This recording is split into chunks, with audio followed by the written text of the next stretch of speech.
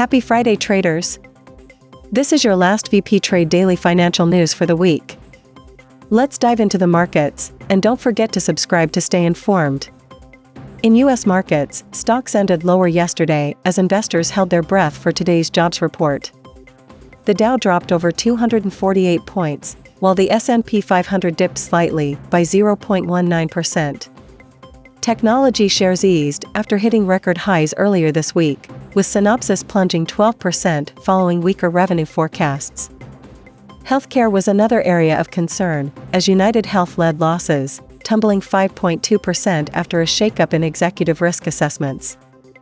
And with unemployment benefits ticking upward last week, all eyes are now on the November non-farm payrolls report. Turning to Asia, political unrest in South Korea sent shockwaves across markets. The Kospi plunged 1.7%, while the Korean won fell 0.8%, nearing its recent lows. Meanwhile, China's blue chip index inched up by 0.2%, and Hong Kong's Hang Seng gained 0.4%. In Japan, the Nikkei slipped 0.6%, though it remains up for the week.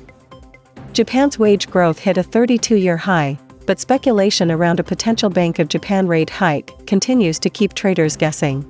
In Forex, the US dollar softened overnight, falling to 3-week lows as traders anticipate a potential Fed rate cut later this month. The euro rallied by 0.7%, while the South Korean won remained under pressure from political jitters. Meanwhile, Bitcoin soared past the $100,000 milestone for the first time, before settling around $98,000. Experts caution that the cryptocurrency may be entering a consolidation phase after its explosive growth. Now, all eyes are on today's non-farm payrolls report. Analysts expect a rebound, forecasting a gain of 200,000 jobs for November, up from October's dismal 12,000. The unemployment rate is projected to tick up slightly to 4.2%. This data could make or break the Federal Reserve's next rate decision, with markets pricing in a 70% chance of a quarter-point cut this month. And finally, in commodities, oil prices slipped further despite OPEC Plus extending output cuts through 2026. Brent crude hovered near $72 per barrel, as demand concerns in China and oversupply fears weighed heavily.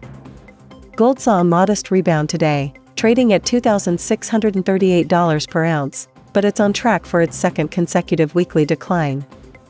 Analysts predict more bearish undertones as profit-taking continues. And that's a wrap for this week. If you enjoyed today's update, hit the like button, share with your friends, and don't forget to subscribe. Have a fantastic weekend, and we'll see you back here on Monday.